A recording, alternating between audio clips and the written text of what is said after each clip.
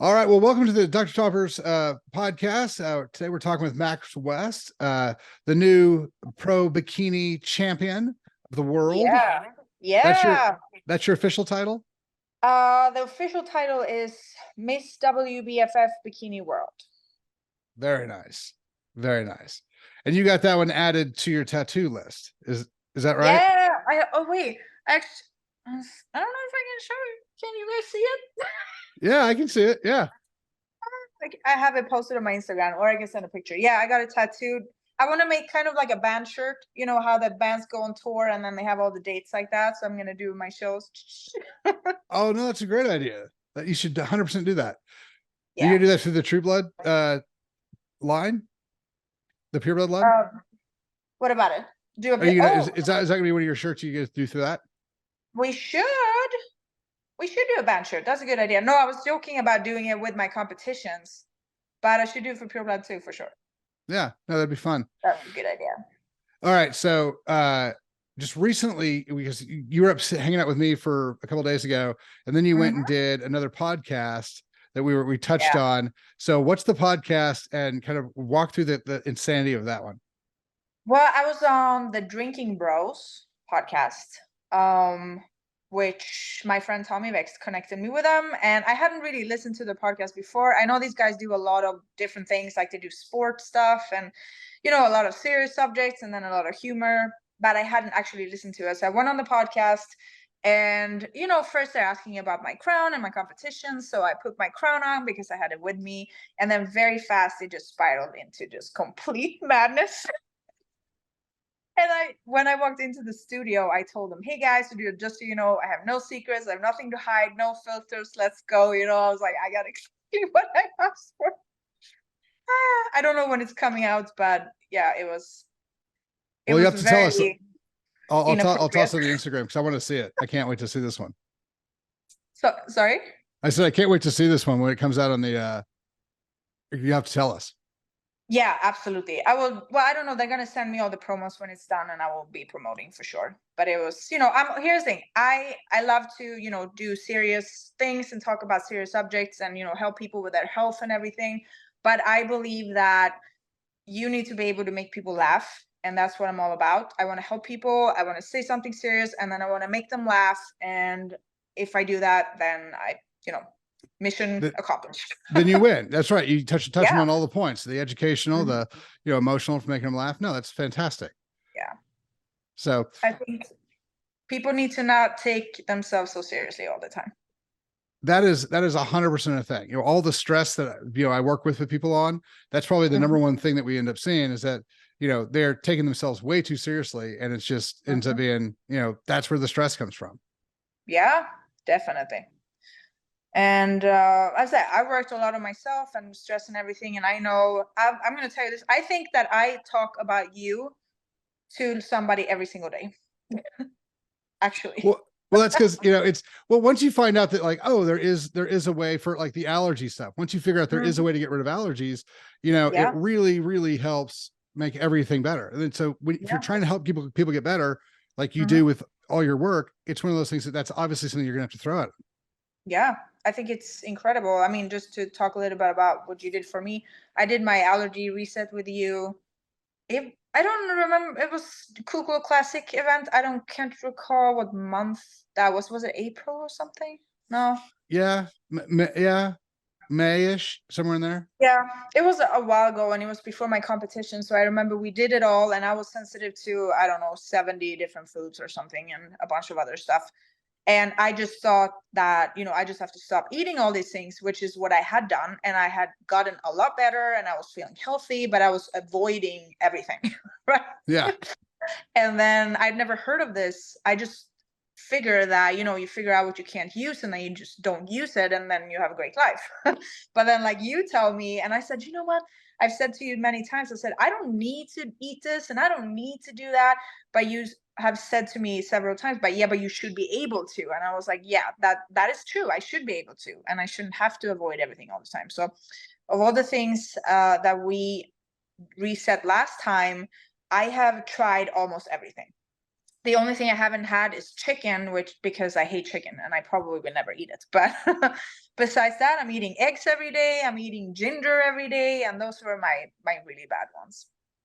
Yeah, it's a lot of fun. Like the ones I feel bad for people. And, oh yeah, I have a peanut allergy. If I eat it, I die. And I'm like, yeah. And I told you about my family. Yeah, we can make you not die. Like yeah.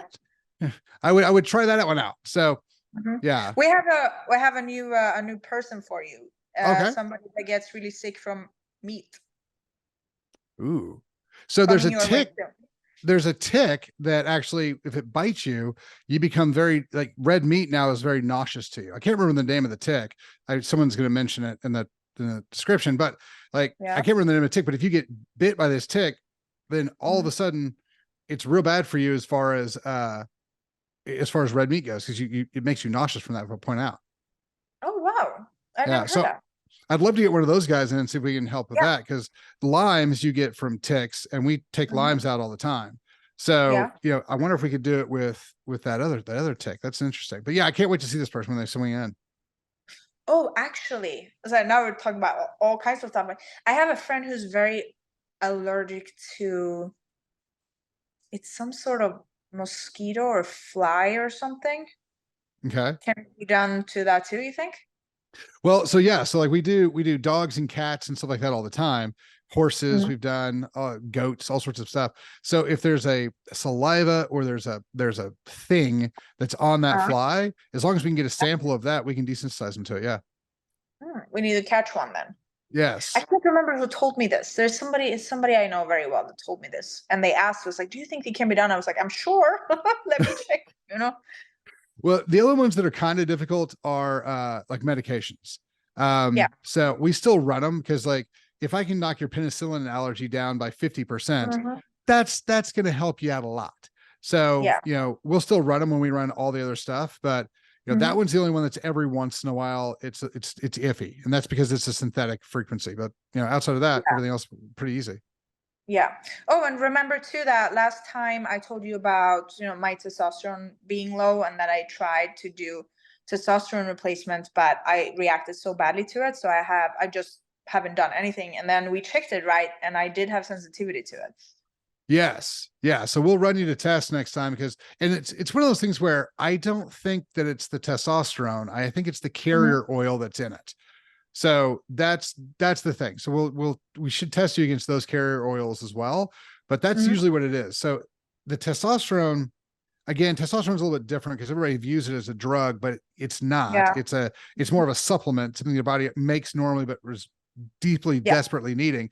So that's why I think that it's the carrier oil and not the actual chemical, because that should theoretically work. But regardless, you're off to it, so we'll have to reset it. Yeah. Well, I said I will be back frequently, I'm sure. Yes. Yes. Well, Dallas is easy to get to, so we're kind of in the middle. Oh yeah, and I will definitely come back. I had a great time there. Yeah, that was a good time. Do you have any more shows out here? That are they planning any other shows? You come out here and MC or? No, so yeah, I was at the WBFF and amateur show over there, and I was the MC, which was super fun. It was the first time I did that. The commentator during the show, and I'm sure I'll be doing more. As far as in Dallas, I think there's just one show a year, maybe two. I'm not 100% sure, actually. That was the first time I was at that show, though. So okay, so I do want to go into that one, because you and I both talk a lot about mindset and the way our mind works, and how you can better yourself with mind work and stuff like that.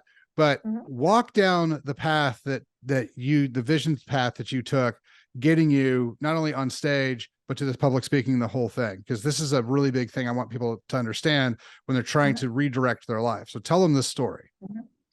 Well, so I'm going to say, when I was younger, I've always been a very quiet person, believe it or not. I was very quiet, very shy. I didn't really talk much, but I do remember when I was young that typically I actually was more okay with talking in front of people than to talk like this. Talking to one person, I always get very just shut down.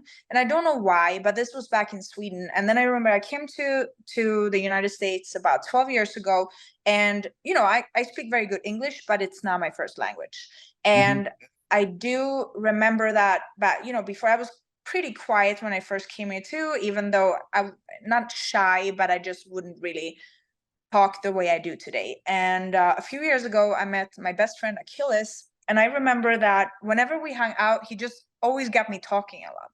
And he asked me, he's like, Max, why are you not speaking like this in front of people? Like all these things that you are telling me, this is incredible things and you need to talk about it.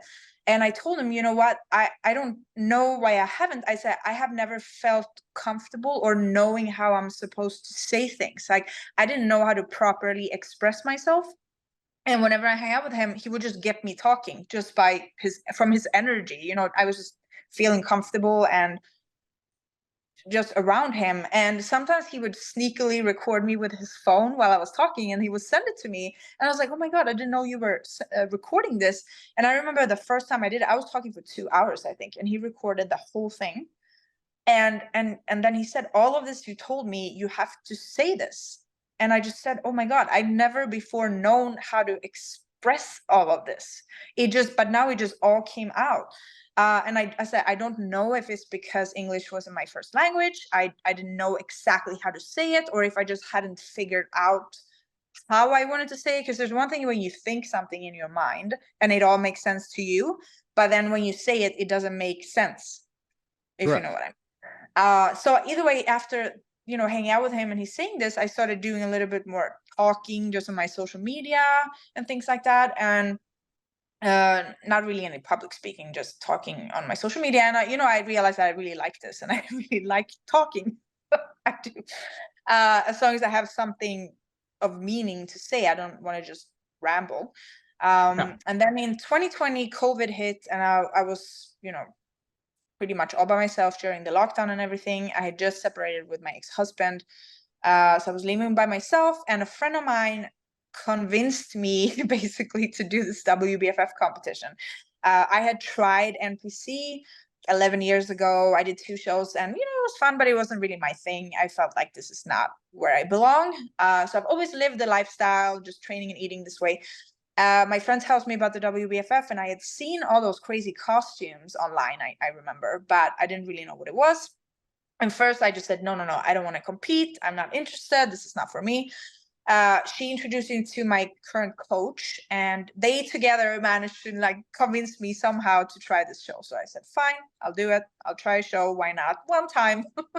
So during COVID year, I was on prep the whole year. And I think thanks to that prep, it just got me focused on that. And I actually had one of the best years of my life. I met incredible people.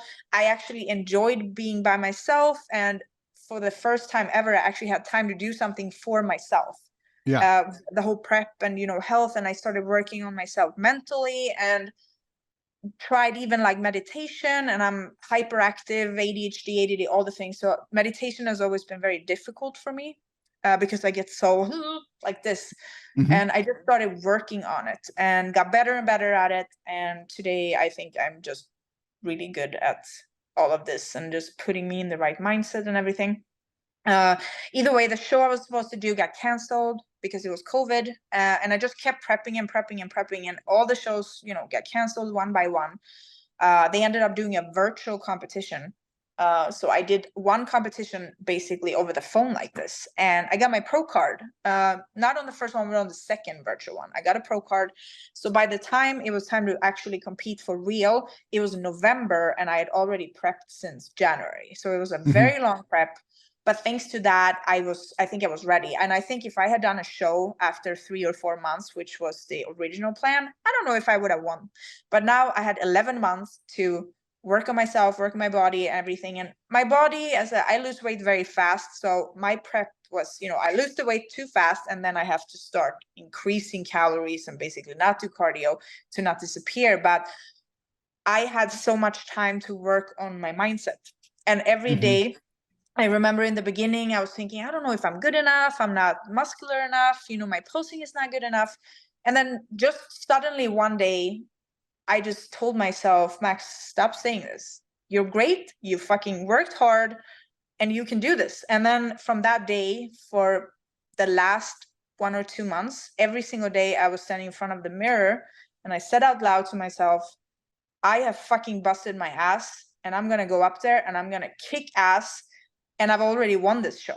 Like I told myself that every day in the mirror, and it fucking worked. And I said, I went in on that stage and I won the show. And I tell every client I coach, I say this, I said, as ridiculous as it sounds, start talking to yourself and talk loud. And it might seem silly at first, but it's, if you do this every day, one day you're just going to believe yourself and then everything just works. Yeah. Once we can shift the mindset to, you know, where we want to go instead of where we're afraid of going, it helps us in all sorts of different ways, psychologically. And, you know, it's kind of like prayer, because, you know, once we get, you know, aligned with where we're going to go, it seems that we get there a lot faster. And the funny thing is that people are like, well, that's silly and that's stupid. Well, how are you going to get anywhere, have passion for anything you're going to go, if you don't wake up every morning and go, I'm going to do this thing? Like that's, if you don't have that passion, I don't know if you can get things done. So that's, I tell everybody, like, you want to get stuff done, tell yourself how you're going to do it and that you're going to get there.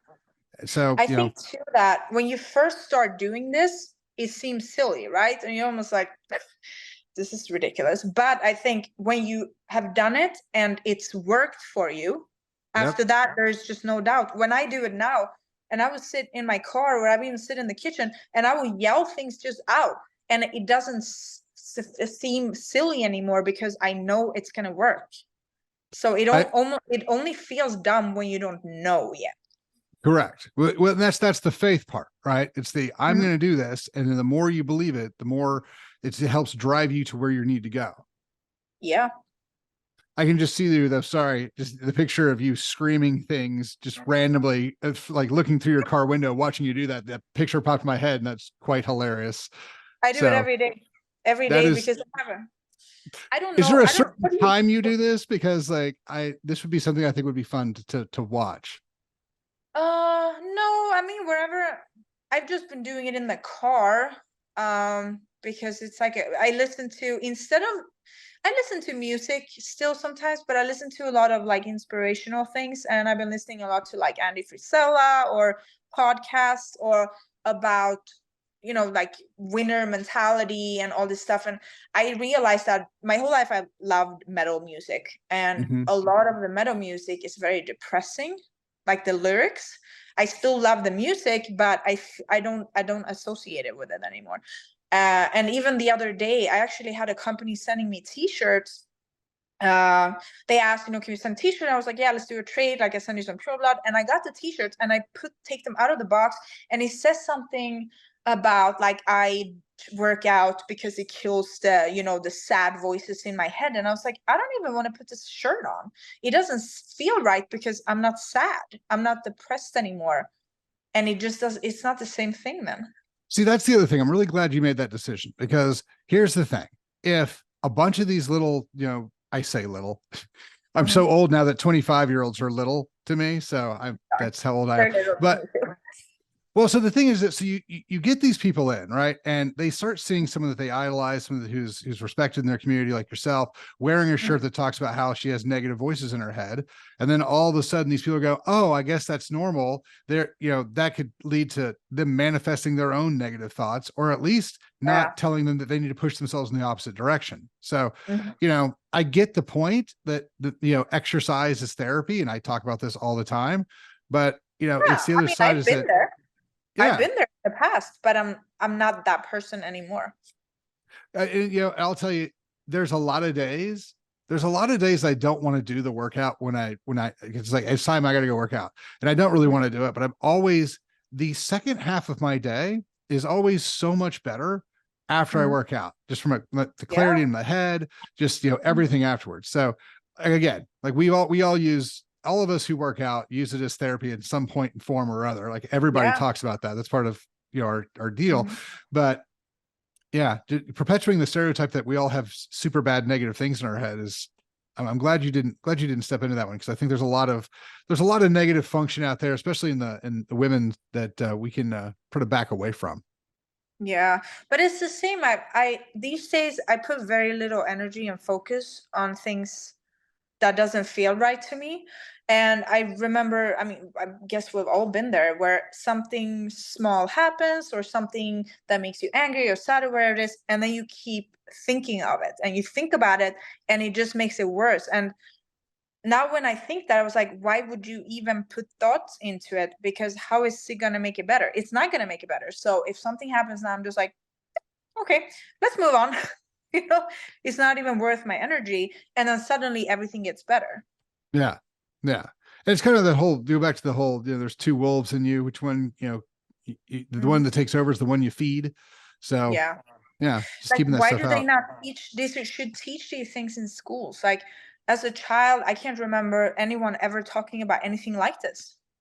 So it's funny because I have this crazy thought that we should quit teaching kids geometry and, high level calculus and stuff like that, trigonometry, and we should teach them emotional quantum things like, hey, you have to deal with your own mind and you're going to have to deal with other human beings who have emotions and minds as well. Why don't we have some conversation on how to deal with that? Like that, I think is a lot more important than trig is. Now, math people out there are losing their minds, but that's always been a thing that I've always thought, hey, I don't have to, find the hypotenuse of a square or a triangle or everything very often, but I do have to deal with other human beings every day. So if we're trying to prepare our kids, this is definitely a road we should walk down. I mean, so we do it with our kids now. But yeah, it is something that we should be teaching in schools, how to deal with your own mind. Yeah, but it's the same, the like spirituality and energy and stuff like that. Because I said before, I come from Sweden, and in Sweden, I'm not going to say everybody, but we're not religious, we're not really believers or anything like that. And I was always, I was never an atheist or anything like that, but I was just, I didn't really believe in anything specific. I was always that person who needed proof for everything. And then I said, the last couple of years, I've met some incredible people that I have in my life, and I can tell Achilles, my best friend Achilles, Tommy Vext, and Emily Hayden are some of them that are very spiritual people. And I remember when I started hanging out with them, I was not that, but I do remember them talking about it and telling me stories. I found it so interesting that the more I listened to it, the more I started feeling that way too. And now I am very much like that. And now I've even, experienced my own things. So now I don't even have doubts anymore. And I remember I had this one very crazy experience happen to me. And after it happened, I called my mom and I was like, I need to tell my mom, but I don't know how she's going to take this, because I said, my family is not like that. And I tell her, and she tells me that, oh my God, yes, she thinks like that too. And then I talked to my sister, and then my mom says, you got to call your aunt. She talks to spirits. And it was like, wait, why have we never talked about these things? Why have we never spoken of this? And now I'm like, and now we do, because now we're all on the same page. But I was like, how is it that we never talked about it? It's funny because like that's what me and my friends talk about, but we don't like, and it's always kind of funny how we filter that down to our children. Because here's the problem with the kids. I'll tell you this, because I have these conversations with you and with all these guys all the time, but it's, what can I tell my 10-year-old that he can then go back to school tomorrow and repeat about 80% of what I told him? That's not going to get him or us or anybody else in trouble. So that's the only thing from the parent standpoint, because I want to talk about all this with my kids really badly, but I also can't trust them to not go say the wrong thing once they get to school. Isn't it funny though how, I mean, now the older we get and the more we dig into this, we're becoming children again almost. Yeah. Because children are open to this stuff, but then you start going to school and like you're in the world, and all of that gets shut out because it's so wrong, right? And then you start thinking that and then in the middle there you think children are crazy, right? And they're like, oh, they're just children, they're thinking all this crazy stuff. And now I'm like, yeah, but it's right. We're much more connected to not only to each other, but to all those weird, because here's the thing, the reason that, like, and this is a great example, you guys weren't atheists, you guys, no one in your family talked about it, so you didn't really get, information from those guys. But you had these thoughts beforehand. You saw this stuff beforehand. It was enough beforehand that you're like, this is, I know that you guys told me no, but this is really weird. Sometimes I wonder, because I had no proof before, and it was like almost, and sometimes I ask myself, what made me keep going? Because I had no proof, because I was that person who always wanted proof, but somehow, in some weird way, I still kept working for all the things, thinking that it's going to work, and then eventually did. And now when I just know everything is happening way faster for me, but I don't know, I'm like, sometimes like, I'm so glad that I kept doing things even though I had absolutely no reason to, or no proof to do it.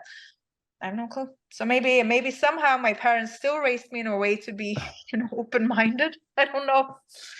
I don't really know. There are a lot of people that you just even with the idea that you could fix allergies with frequencies, right? So, or electromagnetic function. Logically, I can explain it to some people and they go, all right, well, that kind of makes some sense. But there's people who are like, you just can't do that. And I'm like, yeah, I know. Why do you say that? Like, I have all these people who've come out and said, yes, I'm better now. But, because you're told it by somebody else, it doesn't work. You're like, oh, okay. So it's just that open mind of, all right, I'm going to go check it out, on both sides of things. Right. Because like, when we talk about, the vaccine stuff, and I talk to medical doctors all the time, and they're like, they don't cause any problems. They don't cause any problems. I've read the research. There is no research, but they're like, I've read the research. And I'm like, all of these parents have come to you and said that this thing happened. If it was one or two or three over 10 years, I get it. But when it's hundreds of them, you don't want to just stop and even ask a question. Like, I know I was told that these are okay. However, I keep hearing all these things that these patients are telling us. Have we checked on this stuff? Like it's those type of questions that kind of go through everything of, regardless of what we've been told that, there is no sixth sense. There is no universal constant. There is no God, however you want to call it, but we all feel like, I don't think that's 100% accurate. Like, there's something in me. I keep seeing stuff. And it's the problem. The people who quit asking the questions are the people who don't find the answers they want to. So, the stuff that you're doing, I think it was hilarious because your parents obviously went through it too, never talked to you about it. So that wasn't your influence. You guys just all saw so many things that your brains just went, no, there's something else. And you guys dug into it. So I think that's pretty cool that you guys ended up doing that. Yeah. So how often do you guys talk about that stuff now? I mean, so my first like real spiritual event, or whatever it's to call it, was actually early this year. I mean, I can say, so last year I went to Sweden to visit my family. I hadn't been back for 7 years, and I meet up. So we're gonna have dinner with my mom and my sister and my grandfather.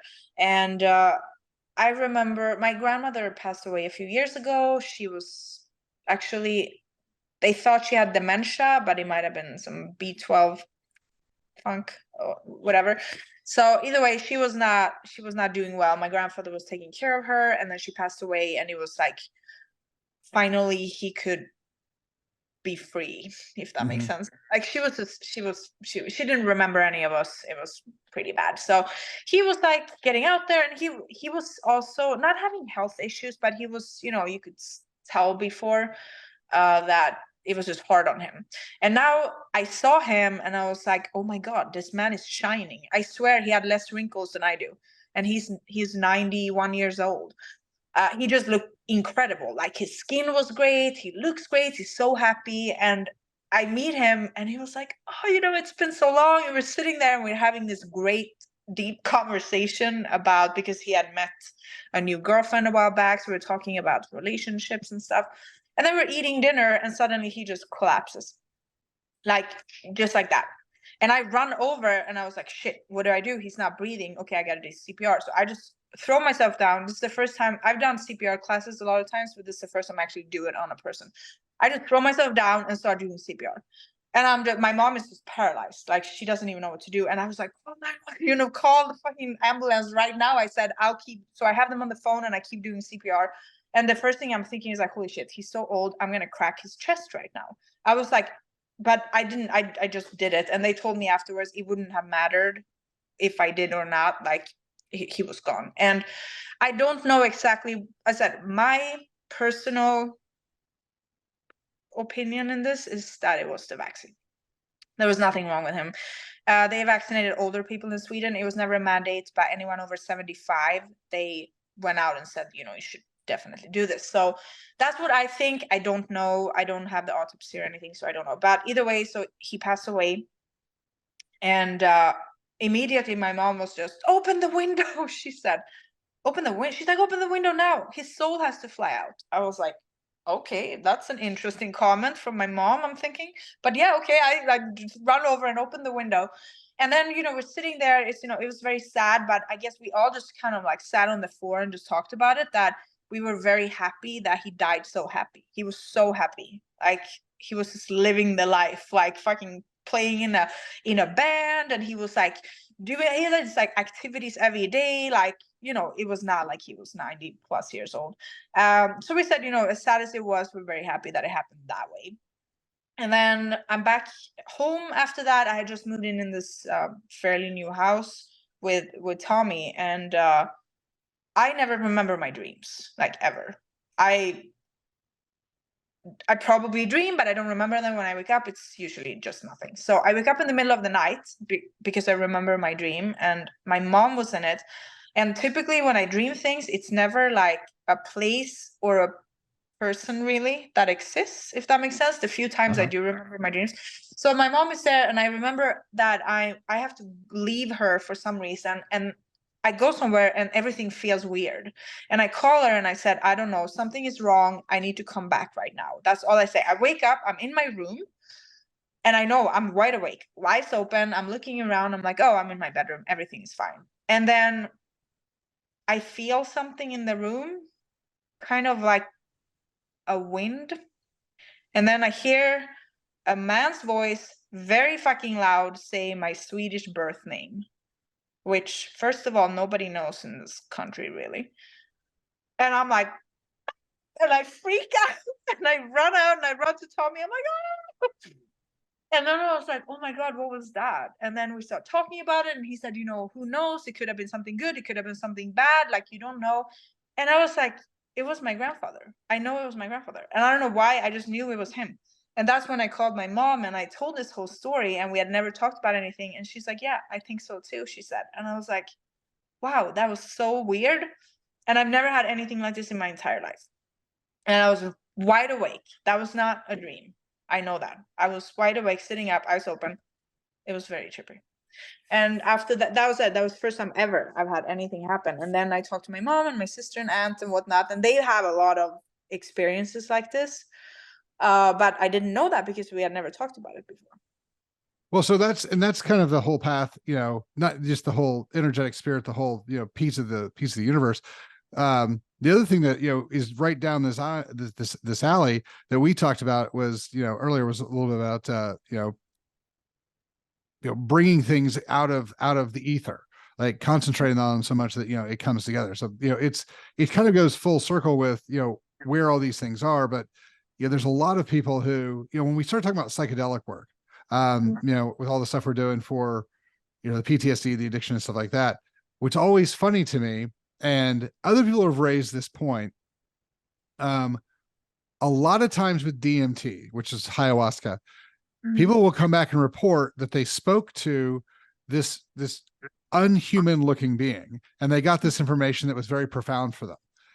And they taught, lots of different people will say this. The people, the way they describe them, they all look the same, but they don't look like humans with the description. I think Rogan's talked about this. Jordan Peterson's talked about this.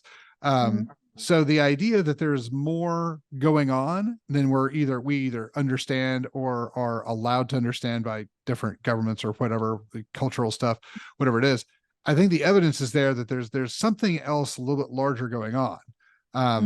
That I think is really, really fun. You know, some of those things as we start working with some of the psychedelics, you know, psilocybin and DMT a little bit more, I think we're going to get more and more research on that type of thing. And I'm not saying that it is proof of anything or anything right now. I just think it's a very interesting comment that keeps being made. So, but it is kind of neat how it all ties together. Yeah. Because I've always, so as I don't know why, but I'm very sensitive to things that makes you feel different. So I don't know if it's, for example, I don't really like drinking because I don't feel like myself. I haven't tried much like drug wise and stuff in my life, but I just don't. I like when I feel like I'm in full control. And that's why this ayahuasca and everything, like, people talk about it, it's like I would love to do it, but I don't know how I feel about the whole psychedelic thing. So for the past couple of years, I've been trying to like train myself to do certain things without anything like that. So that's, for example, I always had trouble sleeping when I was younger, and the best way to describe it is just like I just shut down my body completely. I almost leave it. That's how I go to bed.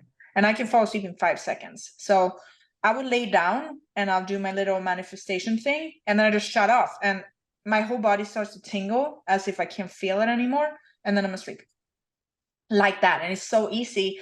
And before, I used to not like it because when I was a kid, I always had my legs, when your body parts kind of start to tingle because they're like falling asleep, and it would always make me so uncomfortable. So whenever that happened, I would start moving like this. But as soon as you start moving, you're waking yourself up. So I think that's why I never could fall asleep then. And now, thanks to a breathwork session I did, his name is Justin Lavato. So we did breath work, and like after you do this whole breathing thing, your body starts to tingle like that, and it's uncomfortable. But I remember I'm there in this room, and I'm there with Achilles and Emily and this guy Justin, and it started to tingle, and I just kept telling myself, Max, everything is fine. You're with good people. Everything is okay. And then it just worked. And I said after that day, whenever that tingle starts, I'm okay with it. And that's how I fall asleep every single day. Very nice. So I'm like trying to still get better at this thing. I can't like leave my body, but I know you can definitely train yourself to do these things. Well, if you decide that you want to try any of the psilocybin or the ketamine or any of that type of stuff, make sure to tell me, because I'll walk you through all of it. It'll be, it will definitely be with you if I'm gonna do it. Well, the ketamine thing is gonna be fun. So we start seeing patients next week.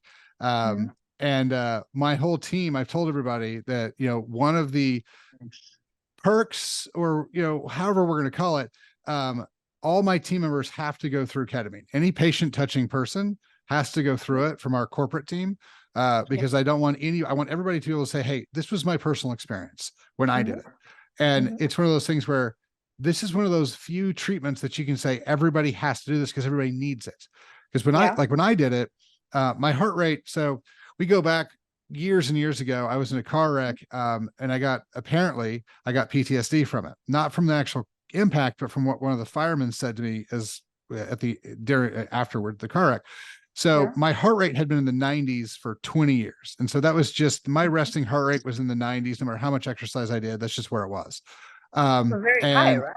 Oh, that's real high. Yeah, that's way too high. Mine is 45, I think. Yeah, tachycardic is anything over 99. And I'm sitting there at 93, 95 all the time. So, and then after COVID, because I got COVID, everyone's like, you can't get COVID more than once. I got it 3 or 4 times because but I'm pulling people out of hospitals, like, to fix them, and, because who says you can only get COVID once? What kind of bullshit is that? That's some more of the whole, the whole immunity thing to it. So it's like, it's like getting flu more times, like a bunch of times. I feel like a lot of people have been getting it a lot of times. That's always what I've seen. I know people say you can't, but that's not what I see. That's not what we've been saying. But so I got it several times and it messed up my heart. So for the last 2-3 years, when I would lay down, I could feel my heart beating way harder than it's supposed to. And I did all the echoes, I did all the stuff, and nobody could figure it out. Well, so I go in to test the ketamine because I wasn't going to tell somebody to do something I wasn't willing to do myself. So I did the ketamine that it was supposed to be one time just to see how it went. So it made me sick. I don't understand when people do this for fun as a drug. Not my choice in any way for fun as a drug. But afterwards, like, I laid down, I feel terrible. I go to lay down. And that was the first time I lay down in years where I couldn't feel my heart beating too hard anymore. And I was like, well, that's fun. And I wake up the next morning, my heart rate's in the 70s. So what we're finding that this stuff does, and this is, kind of where my brain neurologically is focused on trauma, is that trauma neurologically turns the sympathetic nervous system up. And so you start getting jittery, your heart starts racing, you start having ADD style stuff, and you just kind of, you're buzzing, you're always, if it gets too high. Well, what the psychedelics and the ketamine are basically doing is turning that dial back down. And so like I said, it felt sick afterwards, but the next day it was, if you take your heart rate from the 90s to the 70s, there's not a whole lot of research that doesn't say that that's going to radically increase the quality of life and the number of years you have. So if I can do ketamine quarterly or whatever it has to be, like once a month, whatever it ends up being, to keep my heart rate in the 70s and keep that so stuff down. It's like a session, right? You do like a session with that. How long does it go on? Well, so they're like 45 to 90 minutes, depending on what we're doing. And it's, I prefer IV just because the way the medicine's delivered and the way that everything works, it's IV, in my opinion, is much, much better for ketamine. Oral would be fine for like, hey, I need to do a touch up, like, like once a quarter, something like that. But so that's how long they last. But we're partnering them with psychotherapy so that you have somebody to kind of walk you through this, like a guide for the journey, to kind of walk you through, here's some questions I want you to remember while you're going through it. And then afterwards, journal these things, make a video of these things. And then you go talk to the psychotherapist the next day and you're like, here's what happened. Here's what I think it is. And so you guys can work through this in a much more positive manner. Because that's the research on that is actually showing better functionality overall. So like the PTSD really gets a major hit from the ketamine, but the psychotherapy helps you put together the pieces of what happened. And so that's been really fun. And you guys will have to come down and run through that, because I think that because everybody has trauma somewhere in their life. So I think you guys would enjoy the release. I'm very curious. Yeah.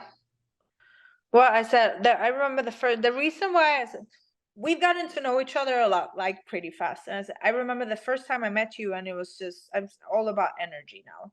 And I met you, and there's just good energy about you. And thanks to that, I'm like, I trusted you with the whole allergy reset the first time, because the first time when I heard it, I was like, what the hell is this? I'm thinking, is this even possible? And I'm like, hey, let's just do it. Let's just do it. I'm glad you did, because it's funny, because like, a lot of the patients I have here have gotten used to, because we'll walk them through really weird stuff with muscle testing and different things like that. And then it works. And so they're like, hey, you know what, whatever weird stuff you got going on, that's fine. I'm willing to try it. So, that's been beneficial, but go ahead. Go ahead. Sorry. It's just kind of difficult when you tell somebody outside the group, right? Like you're very open-minded. You're very, like you said, you could, the energy helps you trust that, and that's really, and then there's, 2 or 3 people who were there who were like, yeah, you should trust me. He's the doc for our group or something like that. So, but telling other people, and so that's hard for me, because I hear all these people who have all these horrible allergies and stuff like that. And I just feel so bad for them. I'm like, it's so easy to fix. Like, I wish you guys had the tech. I wish people said, I told my family about it because I want my family to talk to you. And I was, I was a little skeptical. I was like, I don't know how they're going to take this when I explain it to them. But I explained it, and they were all just like, hey, let's fucking go. Let's do it. And then both my mom and sister said, you know what? First of all, you gotta trust, and you gotta believe. And they're like, they've tried everything. Normal stuff, and it doesn't work. So they were just like, you know what? Let's go. I was like, oh wow, that was easy. Well, getting them to come hang out with you probably isn't a hard ask to begin with. Sorry? I said asking them to come hang out with you, come to the US and hang out with you for a little bit probably isn't a hard ask. I don't know if we should say it. Well, my sister could. My mom can't travel. Oh, all right. Well, we can. I am sure there's a good reason for us to go to Switzerland and hang out with them. So that would be Sweden. Sorry, Sweden. So this is the sad thing. So like, I am the typical American who has a vague grasp of where things are in Europe. Like, I know where Italy is, and I know where Lebanon is, because I have to. But it's funny, because like when I talk to my wife about like that area, and she's always like, how do you not know where everything is? And I'm like, that every American thinks Sweden and Switzerland is the same. And that's on us. My bad. But Yeah, I don't know why. I don't. It's funny. It's not because here's the thing. I know I should know that stuff, and I don't. But it's like I can't spell at all, and I don't care about that. But I don't know where things are in the world, and I do care about that. So I should probably spend a minute and figure that out.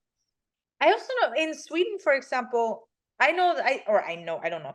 I've never been to school in this country. And I think that over here, they teach you a lot about over here, right? While in Europe, for example, they teach us about everything. They teach us just as much about here as they do of there.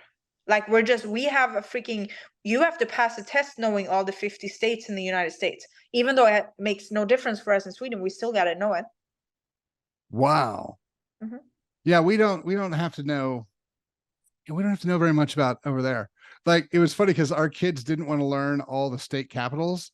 And it was funny because they were like, this is my son comes to me and goes, this is pointless. He's like, I'm never going to need to know this. And if I need to know it, I can just look it up. And I was like, I mean, that is true in a way, I guess. But it was so hard for me because I was like, I 100% agree with you. But for some reason, because I'm dad, I have to tell you that you got to learn the capitals. So that was another fun dad moment. But yeah. So but that's the thing. Like, so I guess even today, I don't put that much pressure into it. So I don't know. That's not good. You know what I think we should do? We should do regular podcasts. I think it would be fun. I have so many things we can talk about. Yeah, well, because you can help teach me where all the important things in the world are. Yeah. Well, I'll tell you why that was so damn funny later.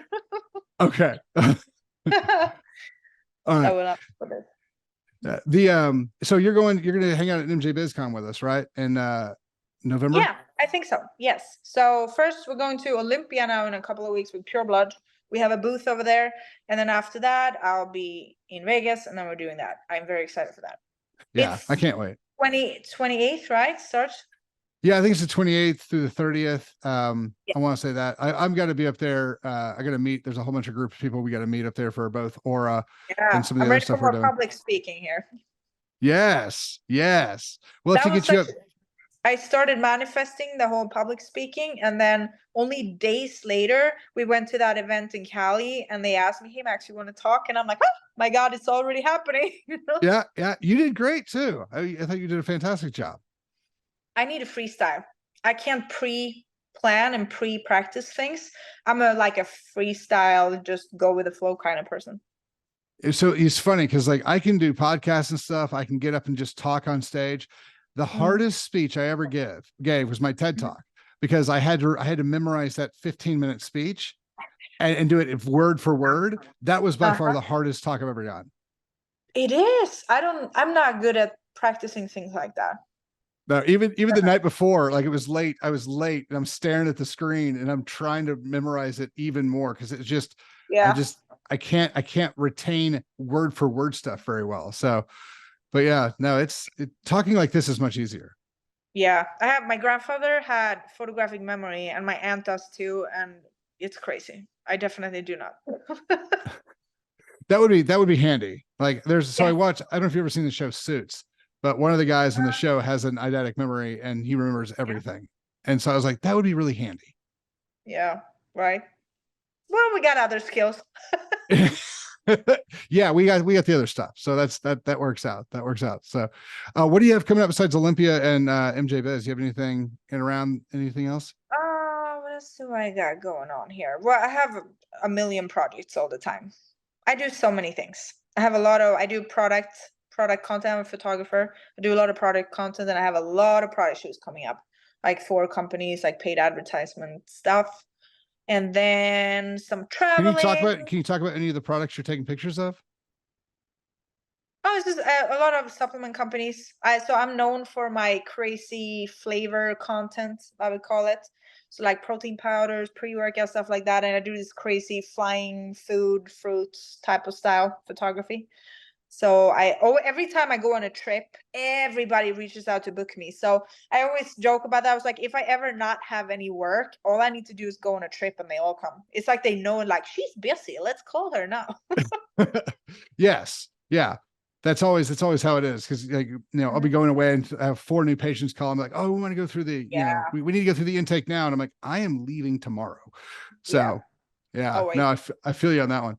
Then I'm just rebuilding and working on some new, building out some new stuff for Pure Blood. I'm working on a new website. We're going to have more stuff coming, more apparel, more accessories, more everything. So it's always stuff going on. Yeah, I got to get, I know we talked about this earlier. I got to get one of those, the red writing on the black hat. Oh, the new one. Yes. Yeah. That was Tony got one of those, and I think he got the last one. And we were in Cali.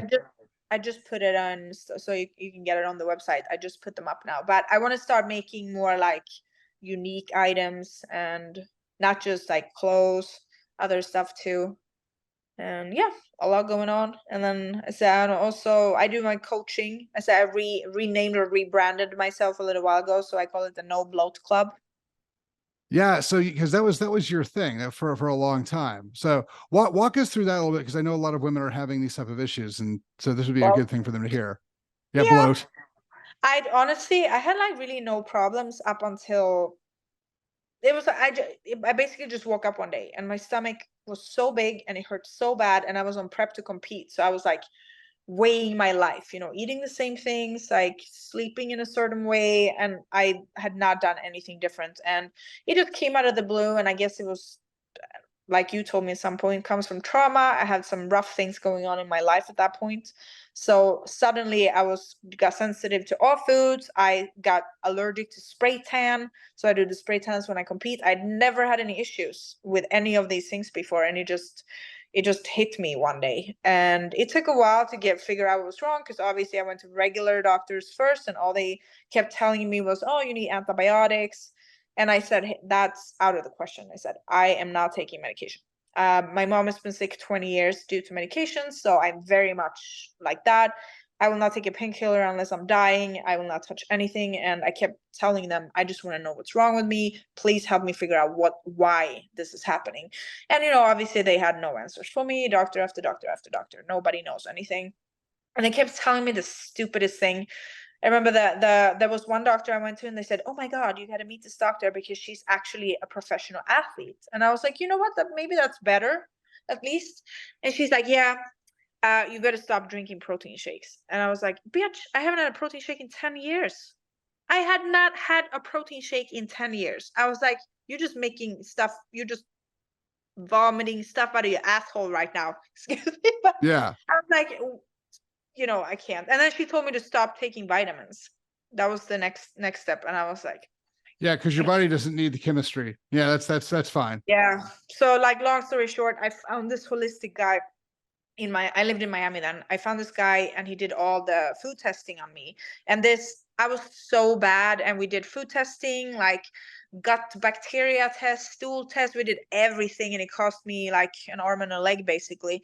But I was desperate. And I think, unfortunately, like a lot of people, you need to hit rock bottom to realize that you have to actually do something. And that's what I'm trying to do now. I'm really trying to share information and help people before they get to that. But a lot of people these days, all they see is like, oh, I can't afford doing this test. Oh, so you can't afford spending like $500 now. You rather wait until you spend 20 grand like I did. It cost me $20,000 to do the testings and stuff because I was so bad. It's really difficult. If you haven't had an issue, you can't see it that way. And I hope, and I said, all I'm here for is trying to tell people to make a small investment in your health now, so that you don't have to give everything you have later when you are really sick. Well, and that's the thing, is that you're going to spend a lot more later, and the time between now and then, you're going to feel like trash more and more and more. So the worst thing you spend, and this is, I'm going to get help for this too, but spending money is one thing. You can make more money when you give up your time. When you spend your time, I'm going to have 5 years of feeling like trash. Why would you spend your life that way? That's always been my thing. So, quality of life is a big push for me, but that's a wellness thing. So, it is what it is.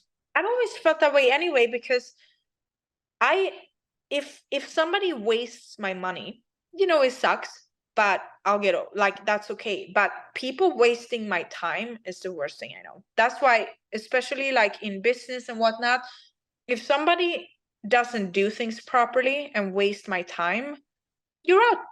I'm not doing business with you. Like, that's simple. Yeah. Yeah, there's lots of other things I could be doing with my time than, you know. Yeah, because you're right. It's time is worth more than money, because you can always get more money. Yes. Yeah. So, well, thanks for coming on with us and kind of chatting. I do think we should do this more often. We'll have to do some live stuff from MJ. I think that'd be fun down there. But I mean, I'll come visit again too. We can do it on location as well. Absolutely. I'll have to because the mess up last time. I'll have to take you to dinner. I feel bad about that. That's the thing that I say. Don't focus your energy on small things. I remember you told me, "Oh my God, the sound got messed up. I'm so sorry." And I said, "That's cool." Like, I was like, you know, we can redo it. It's not a big deal, because it isn't a big deal. Because what am I gonna do? Be mad at you for no reason? No, that's just an example of like, I don't really. There isn't really much that can annoy me or upset me.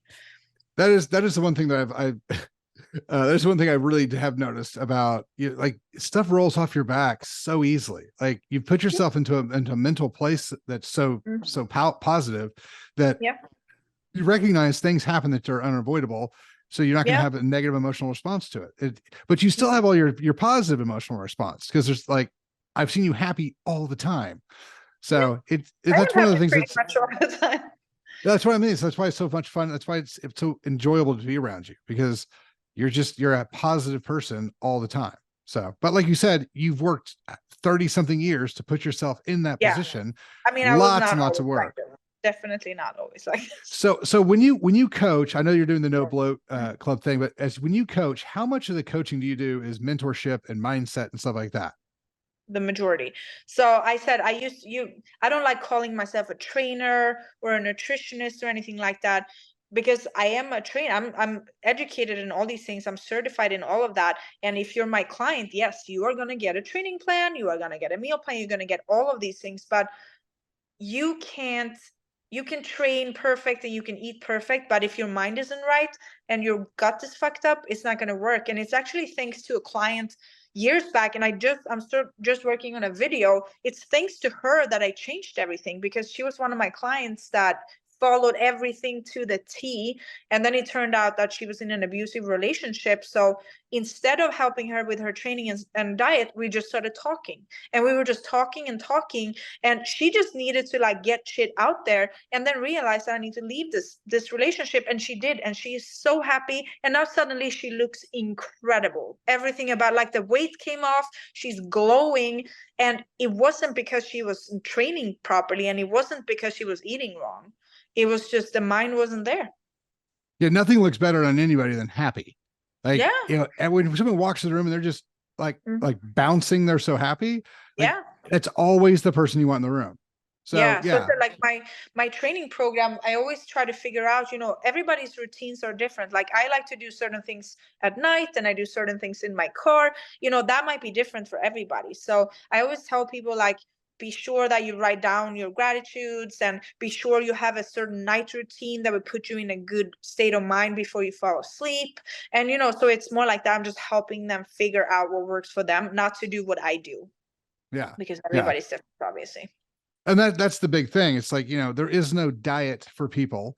There is no, you know, thing that works for you mindset wise. There's nothing that, you know, so having a coach kind of walk you through some options and stuff like that has always been beneficial for everything we've done. Since I read a lot of different philosophy thinking and that type of thing. And that's helped kind of push me down where I needed to go. But it's always, you know, I have lots of friends. Stuman's a buddy of mine. You know, I got 4 or 5 other, you know, Jesse was a good friend of mine. That as coaches, you know, whether it's a sales coach or whether it's a business coach or whatever, all of it was personal development, and it was, you know, changing how you think, and, you know, where your mind is pointed, that has the biggest influence. So it's good that you're sorry. No, it's great that that's part of your thing. I think a lot of fitness people, it's so much about, that's why a lot of people are doing this automated program thing. You know, you can make a lot of money, but somebody asked me, why you're not doing this? I said, because I don't like it. It doesn't help people. And I said, I'd rather have less clients and charge them more money and actually make a difference, because as a coach, I'm not here to tell you, oh, you should train exactly like this, or you should eat exactly like this, and then you should exactly do this. I'm here to help figure it out with you, what is going to work great for you. Because that's what a coach is. I'm supposed to help you figure it out, not tell you exactly what to do. Because every single person is unique. There is no one freaking program that's going to work for everybody. Yeah, and that's always been my thing when people, when I start working on people trying to clean their diets up a little bit, I always say, what foods do you like? And people are like, well, I'll just eat anything. Tell me what to eat. I'm like, no, that's not sustainable. If I don't know what you like, I don't know how to make this thing work for you. And so that's been a big piece, of making everything work for that individual, because like you say, everybody has different, allergies or drug things, or, so you got to put them all together individually. Trying to put everybody into one box has never worked. Yeah. Actually, one of my favorite, fastest progressing clients right now, she's just so great. So I posted a transformation about her the other day, and it's like a 5-week transformation, and she looks incredible, and her gut is like fucking happy and flat, and she's super happy and everything. And then I had other clients asking me, oh my God, Max, why am I not making this progress? And I said, you know what? Because I asked her. Because people say, oh, but I don't want to have a cheat meal. I can stick to this. I can stick to that. Because I always ask my clients, what would you like to do? So I made her specific program is that she loves to go out for dinner with her husband every week. So she'll be freaking it. And then she also said, oh my God, but I really like wine. I said, so have wine. But she has it on that day, and she can have after, certain guidelines, but she can have that wine that she loves, and she can have that dinner that she loves, and she can do it every single week. And it works freaking great. And she's so happy, and everything just works so well. And then I have those other people that want to try to no, I'm not going to have a cheat meal, and I'm not going to do that. And then they end up going over and having a snack freaking several times a week. And then they're not telling me about it. And then I find out later that they had an extra snack, and then they freaked out, and then they did extra cardio. And then, the list. Yeah. Spiral of things. And I used to be that person that would eat bad, and then I would feel bad and go and do 2 hours of cardio. And these days, I don't really do cardio. I'm an ectomorph. I want to gain muscle, and a lot of cardio is not good for me. But long story short, when I eat bad now, I don't feel bad about it. I just let myself do it. And I was like, that's great. Extra fuel for my muscle. I'm not going to go freak out and overtrain. And I'm just going to let myself do that. And in that way, I actually want to do it less. So it's funny because on the cheat day stuff, I actually make all of my people quit calling it that, because I'm like, I want you to earn it. It's a reward day. Yeah. Because the thing I've noticed is that when you say, look, I want you to earn this day and it's a reward, more people tell me that they can make it, because they're looking forward to rewarding themselves. Because cheating is a negative term no matter how you use it. So telling that you're planning on cheating on yourself, planning on cheating on your diet doesn't build that mind space that I like. So I always tell people it's your reward day. And it's so funny because reward day, I like that. Yeah. Because my oldest, I usually call it a treat day, actually. Treat day is fine. It's just psychologically I found that reward, everyone understands that you have to earn a reward. So so that's it's the same with, as a bodybuilder. I don't really call it bulk season. I call it building season. Yeah. So whatever feels better and sounds better. So I will tell you from that one, just as a guy, and this might be a guy girl thing, but I like bulk because it just relaxes my mind. It's like, oh, I can eat, my diet just went up massive, a whole big amount, because I can eat anything else. So yeah. But the downside of that, about a quarter of the way through bulk, I was always like, I'm gonna have to take this off sooner or later. That's always. I did when I was in Texas. Now I purposely, so usually I fly with my air fryer and I cook my own food and everything. So purposely I was like, no, I'm gonna be a regular person for a week, not bring anything, and I'm just gonna figure it out, and I'm gonna eat out and do all these things. And I do, and then I immediately realize, take me 2 days to realize that I don't like it. I don't like it at all. It makes me feel so good and so happy when I can do my own food that I don't even want to do it. So I said every now and then I do it like that. And I was like, I don't even know how people live this way. I don't know. Well, it's funny because like, because since I run a 22 too, sometimes I'll be out with friends and we don't get to eat very well. So I usually won't eat that day. And people are like, well, why don't you just eat something else? Because it's going to make me feel terrible the next day. Not Yeah. that I broke my diet and I failed, that type of thing. The Mhm. chemicals that I'm going to put Yeah. in my body are going to make me feel bad for a couple of days. And so Mhm. I would rather just be, slightly hungry than feel bad for Yeah. 2 days. Yeah, I do that too. I get pain because I have arthritis in my whole body, and typically I don't have any pain, and then I eat bad things, and then I start hurting. Or am I? And people say, I don't have any issues. Yeah, but you're 25. Wait, I had no issues until I turned like 35. Yeah. No, and that's always the thing. It's like, so, but I tell people this all the time. If you're off a little bit long enough, it's going to destroy you. If you sail from Miami to Spain and you're off 1 degree, you're going to end up in a different country. So if you're Yeah, 25 and you're doing all these things, the guys who are 30, 35, and 40 are telling you don't do, I did that messed me up. And you're like, well, I yeah, feel fine. Yeah, because yeah. you Now, haven't done it wrong long enough that your body's hasn't worn down to nothing. And so yep. that's the big thing. I try to tell all these little, the young kids, the 25-year-olds, that they're like, I Yeah. can eat whatever I want. And I'm like, no, you can't. But then it's same. How do you make them? Because even if you say it, I don't think it's not like they don't believe you, but they don't understand it Well, and because they so haven't felt it. well, and that's true, but a lot of times, even if they haven't felt it, the one thing I will say, like everybody wants to throw negative stuff out about the generations below them, but the guys who are in the 20s and 30s right now, like they are willing to change their mind if you give them research. Like I have never had anybody just like argue tooth and nail, and then you give them research, and they're like, still no.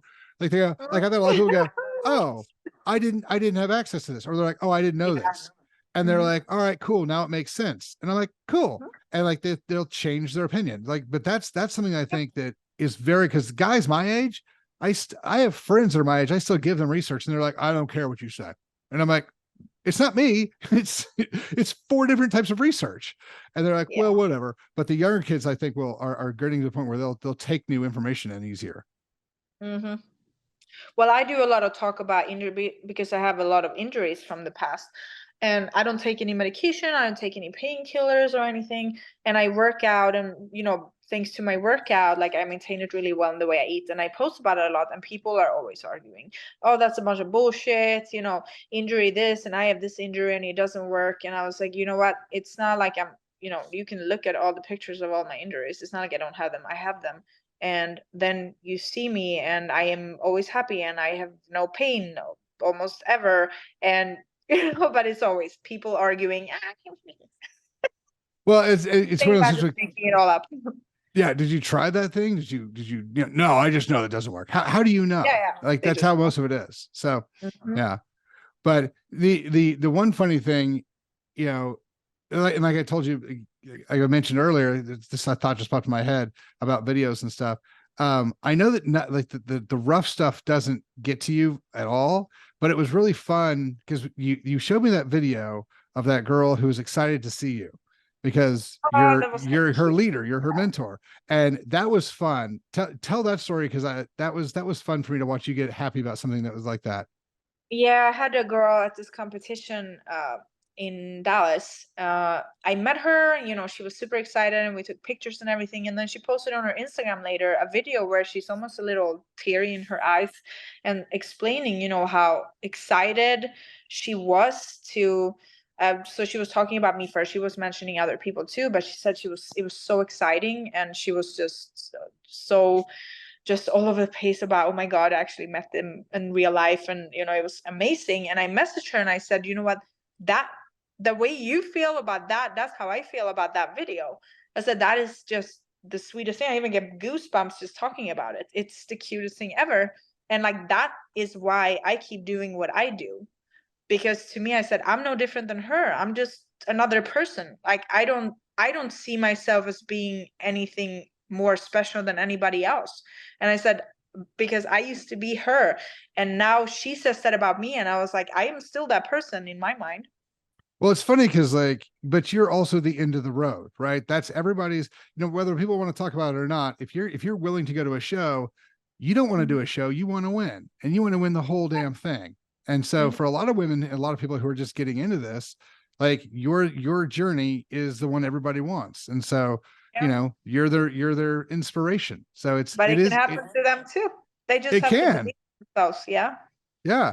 And that's I think the fun thing is, you know, because a lot of times as people start to become champions and things like that, they recognize all the people who've been watching them the whole time and taking inspiration. It's kind of nice to see that when it finally starts breaking. So that was why it was so much fun for me to like talk to you about that video, because we were at dinner when that video came out. What is that? Wasn't that it? I think I might have showed it them because it probably was. Yeah, because that's when you showed it to me. Yeah, it was. But it's also a long journey, and you know how people, there's always hate about things, but people are thinking, oh my god, you know, after somebody wins and there's a bunch of shit talk and whatnot. And I also, people forget it. I turned 38 years old soon. It's not like it did that and then suddenly I achieved all of this. And then maybe my journey wasn't the actual competition a long time ago, but I always had big goals for myself, and I kept working every single day. And that, you know, it can happen sooner in life or it can happen later, but I also think no matter what age people are or whatever, like, it's never too late. I said, I've even tell people like, how old are you? I'm like, yeah, I'm almost 40. So there's one more thing. There's one more thing I always ask all of my professional female athletes, especially. A lot of women, regardless of what they look like, start struggling with body dysmorphia. And they think that, you know, sometimes they look at somebody like yourself and say, well, she's never had to deal with this like I'm dealing with this because she's perfect. So real quick, walk us through kind of your journey on your body dysmorphia stuff so that we can kind of maybe let other people know that the boat they're in is a lot bigger and a lot more fake than they think it is. Well, first of all, what is perfect anyway? I think that everyone's opinion on what is perfect is different. And I remember when I was younger, my dream in life was to look like a skinny supermodel. And I'm from Sweden, and you know, that's what we wanted to look like. So that's what I worked for back then. And then, but then I think that I achieved that. I achieved that super skinny. I mean, if people have seen my before pictures, and when I was that skinny, I thought that was great. But now when I look at it, I was like, holy shit, that's insane. And I wasn't happy and I wasn't healthy. And now I don't want to look like that at all. But that's what I want. And I think that will always change. And these days, I just want to get curvier and more muscular because that's what I like now. And it's not only about what I like, but how I feel. I feel incredible. And I think back then I achieved that skinny look, but I wasn't feeling great. So I wasn't satisfied. And now I'm always going to work for something, but I'm very satisfied. And now I like when I'm lean, but I also like when I'm thicker because I feel great. Mm-hmm. And I think that always changes. And a lot of people, if you know anyone who's on social media a lot, you get a lot of weird comments, people saying, oh my god, I don't understand why you look like that. There is no man that likes that. And then I'm just thinking, no, you don't like that. That's correct. Just your opinion. Everybody has a different opinion, and that's great, and that's perfect, and we should have different opinions because that just means there's something for everybody. And I said that if a person feels that way about me, that the way I look is just gross or whatever they think, well, we're not a match anyway. So why does it matter? It doesn't matter because I will never be with that person anyway. So I don't care. I don't care at all. And to me, it's more about, as long as if I'm happy and I feel good, that's all that matters. So if I wake up in the morning or if I go out and eat shitty things and I feel bad, and I get very swollen and bloated, it's not so much what it looks like in the mirror that bothers me, it's the feeling that bothers me. Yeah. Yeah. So that's why I don't really care about shredded season or off season or whatever. It's not that, it's about what I'm feeding myself and how I feel. You know, it's always funny when people say, you know, there's no man who likes that. If there's one thing I can tell you about the male population, it doesn't matter how you look. There's a guy who that's his thing. If you can be really fat, that's some guy's thing. Really thin, really skinny, some guy's thing. So that's the silliest thing I've ever heard, is that there's going to be no guy who likes that thing. Exactly. Because that's just stupid. But I hear that a lot. A lot of comments like that, but it's always so interesting to me. And I'm just thinking, yeah, that's your opinion and that's perfectly fine. You're entitled to have that. Well, thanks for coming on. I know it's kind of later where you guys are, so thanks so much for coming on, hanging out with us. Yeah. I will see you for sure at MJ, and we'll do some more live stuff there. So yeah, definitely. Awesome.